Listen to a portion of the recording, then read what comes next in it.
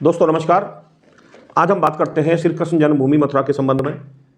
आखिर ये विवाद क्या है, ये मामला क्या है।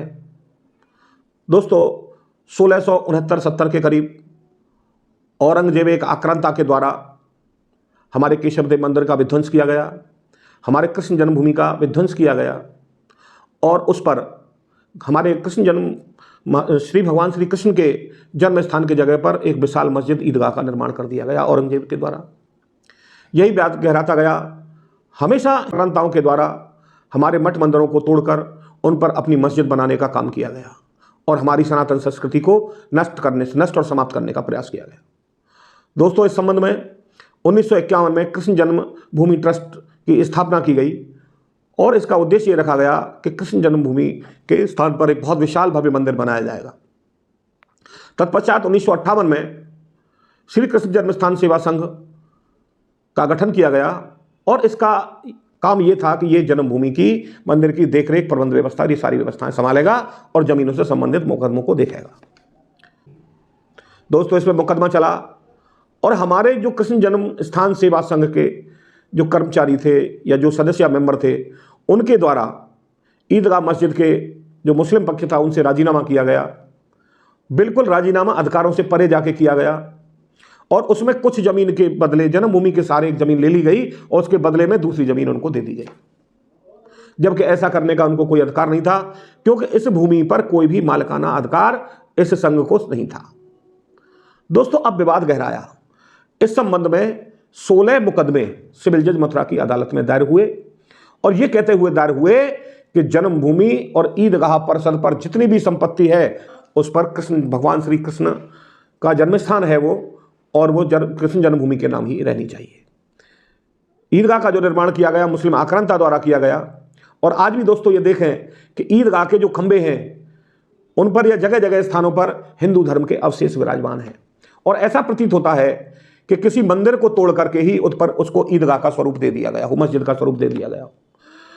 इस संबंध में मुकदमा धीरे धीरे चलता हुआ हाईकोर्ट पहुंचा और माननीय हाईकोर्ट के द्वारा सारी फाइलों को जिला न्यायालय से अपने यहाँ स्थानांतरित कर लिया गया और यह कहा गया कि भाई इनकी सुनवाई जो है हाईकोर्ट में की जाएगी।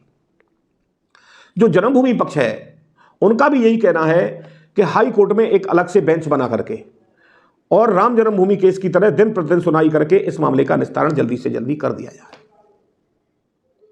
माननीय हाईकोर्ट की यह बात ईदगाह पक्ष को अच्छी नहीं लगी और वो उसके खिलाफ उन्होंने माननीय सुप्रीम कोर्ट की शरण ली और वहां पर एक एसएलपी दाखिल करते हुए ये कहा कि माननीय हाई कोर्ट को इन मुकदमों को सुनने का कोई अधिकार नहीं है, लिहाजा ये सारे के सारे मुकदमे मथुरा न्यायालय की अदालत में ही चलने चाहिए। माननीय सुप्रीम कोर्ट में 3 जजों की बेंच गठित कर दी गई, जिसमें जस्टिस सुधांशु धूलिया, जस्टिस संजय किशन कौल और जस्टिस एहसान उद्दीन अमानुल्लाह, इनके द्वारा इसकी सुनवाई की जा रही है।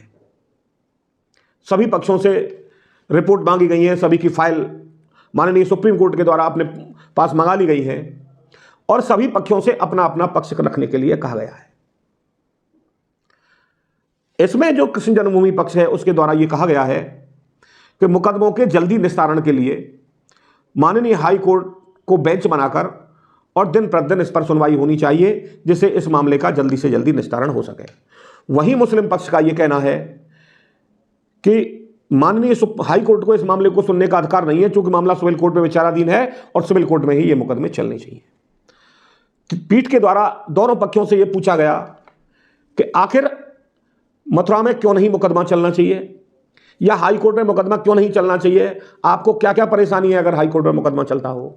तो ईदगाह पक्ष की ओर से यह निर्णय कहा गया कि साहब इलाहाबाद बहुत दूर पड़ता है, लिहाजा उसमें बहुत ज़्यादा खर्चा आएगा, वकील का भी खर्चा बहुत ज़्यादा है, टाइम की भी बर्बादी है, लिहाजा उनके बस की पैरवी नहीं है इस मुकदमे की।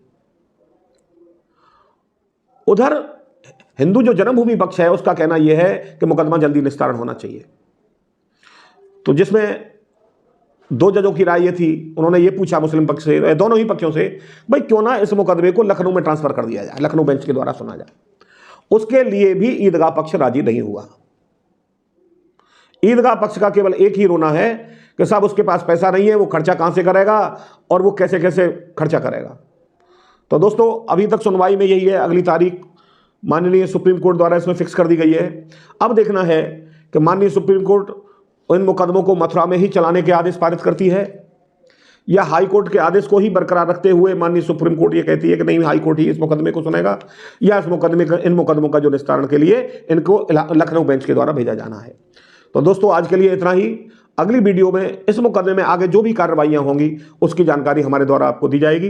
दोस्तों, मेरा वीडियो आपको पसंद अच्छा लगा हो तो इसको लाइक करें, ज़्यादा से ज़्यादा शेयर करें और मेरे चैनल को सब्सक्राइब करें। जय श्री राम, राधे राधे, जय श्री कृष्ण।